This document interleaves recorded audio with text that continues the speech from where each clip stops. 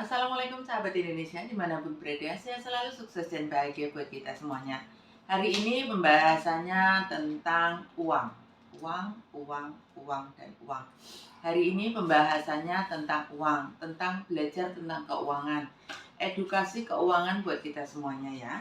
Terus kemarin saya ada di Facebook saya ada status buat teman-teman semuanya, banyak yang minat untuk edukasi tentang keuangan dikarenakan tidak dipungkiri bahwa kita semuanya kerja di luar negeri. Kerja di luar negeri itu untuk kita mencari uang.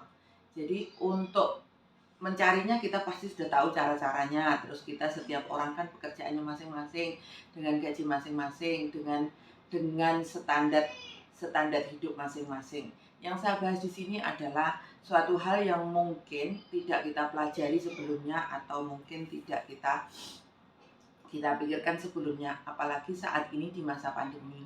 Kalau kita lagi ngomong lagi masa pandemi kok ngomongin uang sih gitu kan, orang-orang selalu bilang kalau uang itu masalah yang sensitif. Bagi saya uang itu bukan hal yang sensitif karena memang harus diomongin, memang harus dipikirkan, memang harus dicari juga yang pasti ya. Terus kita mencari uang itu susah sekali, kalau harus ngomong kita nggak gampang untuk cari uang, apalagi bagi kita yang di luar negeri ini jauh dari keluarga, orang tua, dan orang-orang tercinta kita. Masalahnya di mana? Selama ini kenapa sih hati saya tergerak untuk bicara mengenai keuangan ya? Dikarenakan seperti ini teman-teman. Saya banyak melihat, dicurhatin anak-anak dan yang lain-lain, itu tidak jauh-jauh masalahnya dengan keuangan. Pada dasarnya ya teman-teman, standar gaji di sini itu uang Indonesia 89 juta. Terus untuk pekerja migran Indonesia ya, pada dasarnya standar kita itu sama, yang kita dapatkan sama. Yang jadi masalah adalah mungkin cara kita mengalokasikan uang itu yang berbeda gitu. Namanya kita sendiri kan pasti ada kebutuhan-kebutuhan yang umum. Misalkan kebutuhan umum itu adalah kebutuhan yang harus kita keluarkan setiap hari untuk keluarga kita, terus untuk kebutuhan rumah tangga, untuk lain-lain hal yang harus kita keluarkan harian. Begini teman-teman, berdasarkan pengalaman, saya di sini berdasarkan pengalaman, terus berdasarkan yang saya lihat dari anak-anak saya mungkin yang curhat, atau mereka selalu membahas masalah keuangan rumah tangga, keluarga gitu. Karena menurut mereka itu berapapun yang dikirim itu habis gitu. Lah itu yang harus kita pikirkan, bagaimana supaya uang kita itu tidak menguap begitu saja.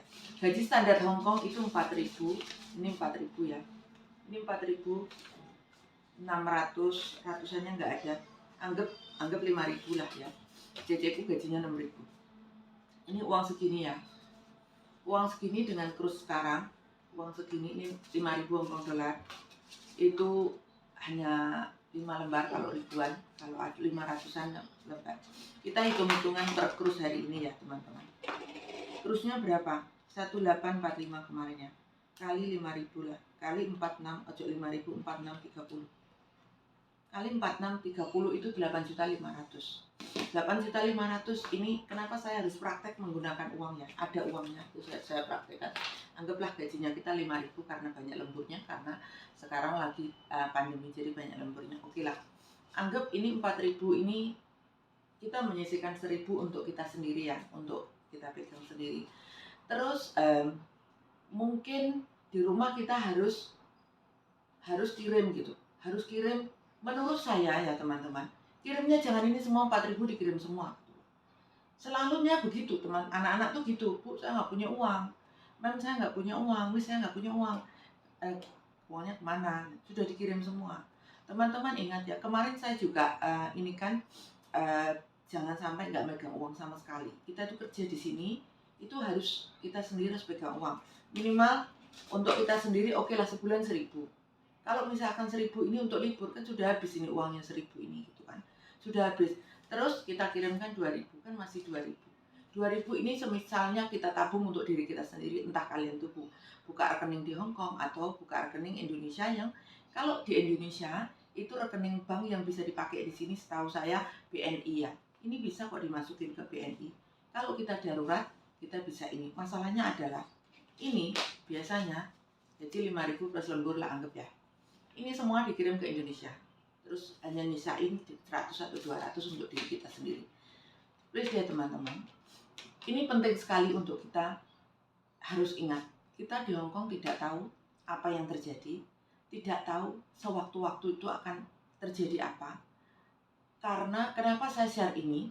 Karena saya itu sering terima teman-teman kita yang tiba-tiba di interminute majikan nggak punya uang sama sekali. Iya memang di interminute itu kadang-kadang dapat uang interminute-nya kadang-kadang dapat uang untuk 1 bulan gaji, dapat tiket dan yang lain-lain. Tapi itu kan belum pasti. Kalau kalian misalkan berantem sama majikan tengah malam dikeluarkan, ini pernah video juga saya share juga di YouTube teman saya. Tiba-tiba malam-malam dikeluarkan, terus hak-haknya belum dikasih dan yang lain-lain. Mau nggak mau kita kan belum dapat apa-apa gitu kan. Terus kadang-kadang kalian nggak ngubungin agent, jadi agent juga nggak tahu kalian di interminute dan yang lain-lain. Hak-haknya kalian tidak terpenuhi dengan baik gitu kan. Terus kita nggak pegang uang sama sekali, bagaimana? Itu yang perlu kita pahami, perlu kita mengerti ya teman-teman. Jadi gini, ini saran saya ya, saya ngerti kok semuanya itu butuh gitu, nggak ada nggak butuh di Indonesia. Masalahnya adalah kebutuhannya itu di Indonesia, berapapun uang yang kita kirimkan itu selalu habis karena untuk kebutuhan, karena kebutuhan itu tidak terbatas teman-teman. Terus ini pengalaman saya di sini, saya untuk kebutuhan rumah tangga itu selalu saya batasi. Misalkan seminggu saya ngasih, kalau waktu masih di kos WB itu saya ngasih susu seminggu 1.000. Kalau di Nurpoint saya lebih murah lagi, 1.000 ini masih bisa lebih dari seminggu gitu. Terus untuk pengeluaran di sini itu, untuk kita ya tinggal di sini, itu segini itu masih kurang. Kalau dihabiskan ya habis gitu. Terus sedangkan pendapatan kita itu segini gitu. Terus kemarin miris sekali ya, saya lihat ada anak berantem itu, kita semua tahu tuh, viral sekali kan. Ada anak berantem itu membahas masalah Starbucks, masalah kayak gitu-gitu. Sebenarnya itu bukan hal yang penting. Yang terpenting adalah save diri kita sendiri. Ketika kita ada masalah, kita harus bagaimana. Dan hidup itu tidak lepas dari uang. Tidak lepas dari uang, dan kita pastikan kita bekerja harus pegang uang. Jangan semua uangnya dipulangkan. Ya, kalau kita nggak bisa pegang begini, gimana caranya? Ya ditabung. Tabungan Hongkong bisa kok buka tabungan Hongkong. Setahu saya, cuman mungkin kalian nggak pengen pakai tabungan Hongkong ya, karena lebih priority mungkin untuk tabungan Indonesia. Di Bank BNI itu di depan KJRI itu kan juga banyak ATM-nya, itu juga bisa diambil berbentuk rupiah, berbentuk Hongkong dolar. Terus bisa dikirim berbentuk rupiah. Itu teman-teman. Saya sedih sekali melihat teman-teman banyak yang nggak punya pegangan sama sekali. Ini please deh, kita kerja di sini paling tidak kita harus save diri kita sendiri. Kita harus bisa, kalau ada hal-hal darurat kita ada yang bisa kita pegang gitu ya teman-teman.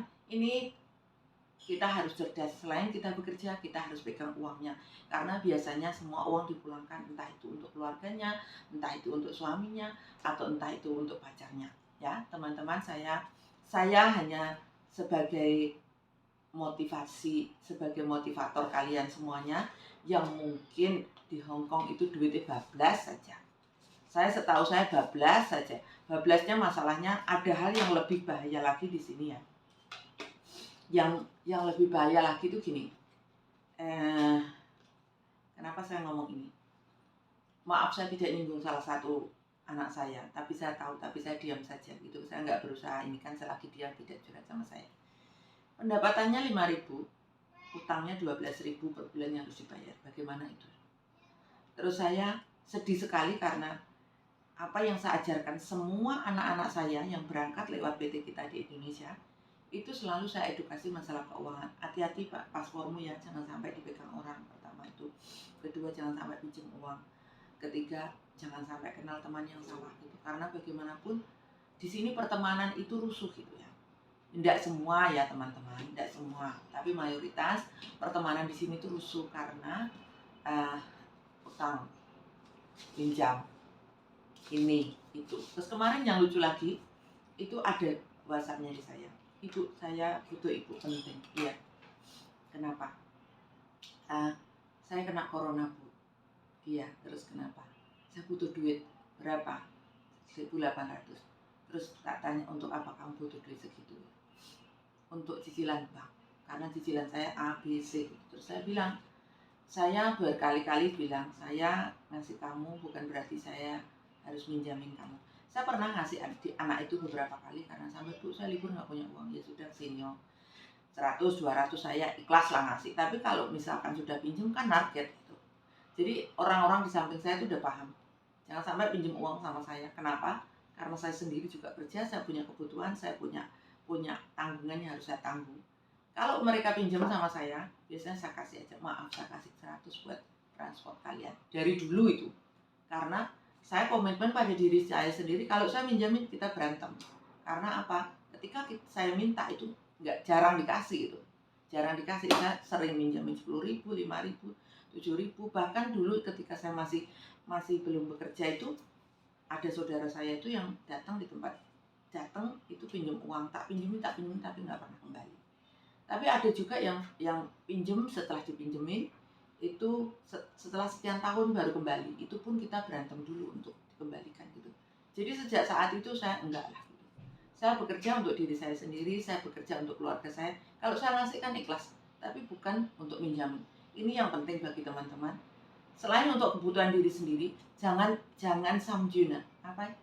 Jangan samjun itu hatinya jangan lemah gitu. Jangan lemah untuk teman-teman yang aku pinjemin, ibuku ini, ibuku itu.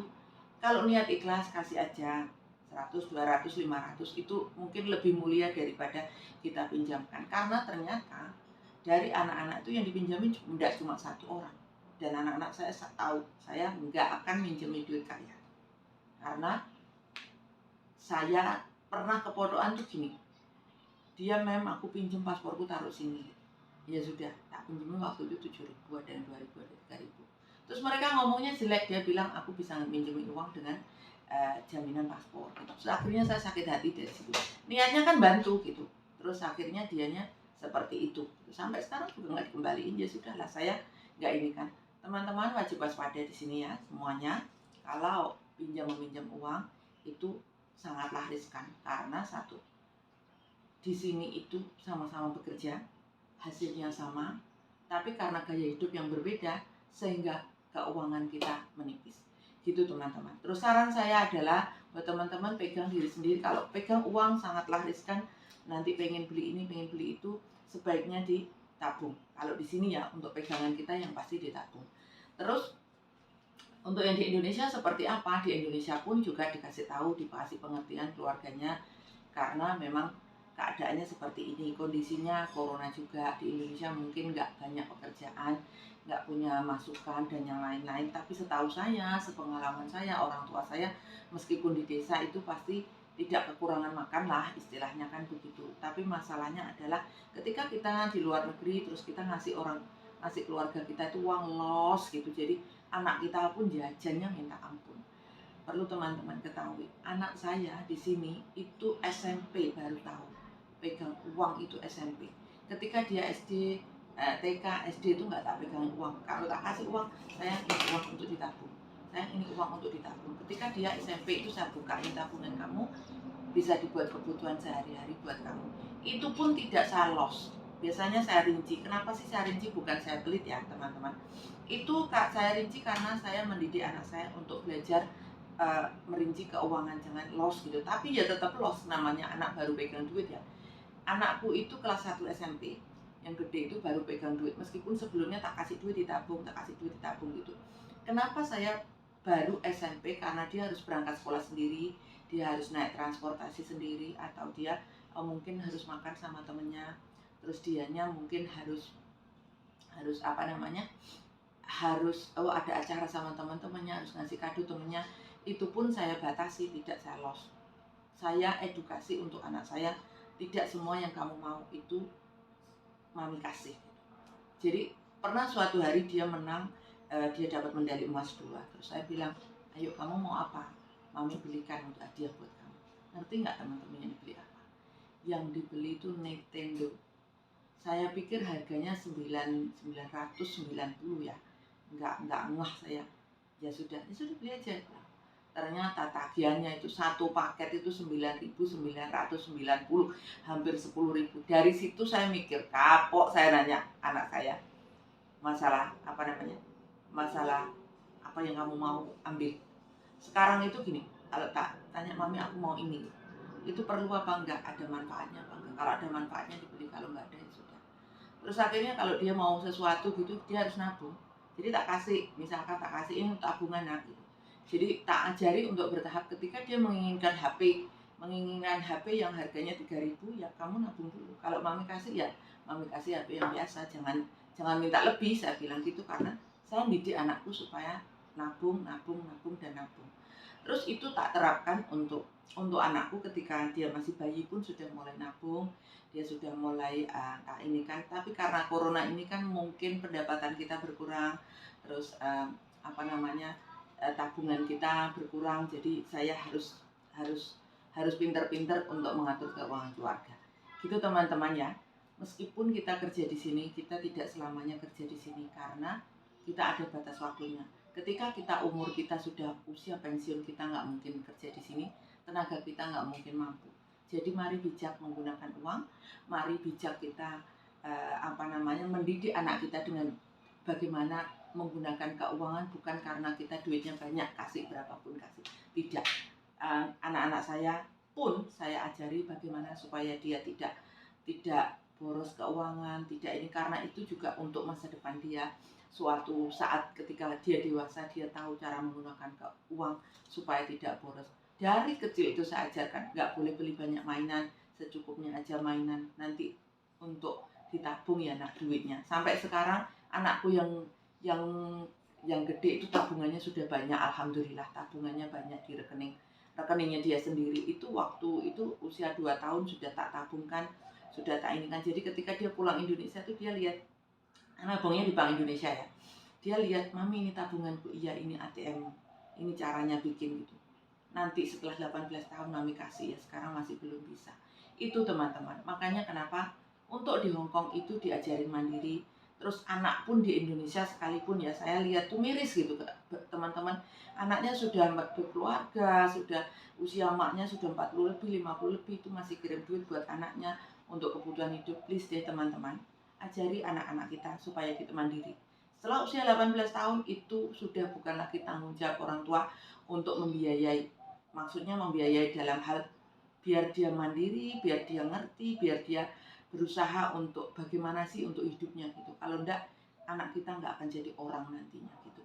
Seperti halnya diri saya, ketika saya sebelum usia 18 tahun pun saya sudah keluar dari rumah, saya sudah pisah dari orang tua, saya sudah enggak minta uang orang tua lagi. Saya bisa jadi seperti sekarang gitu. Jadi nggak pernah ceritanya orang tua saya memanjakan saya gitu dalam bentuk apapun. Gitu teman-teman.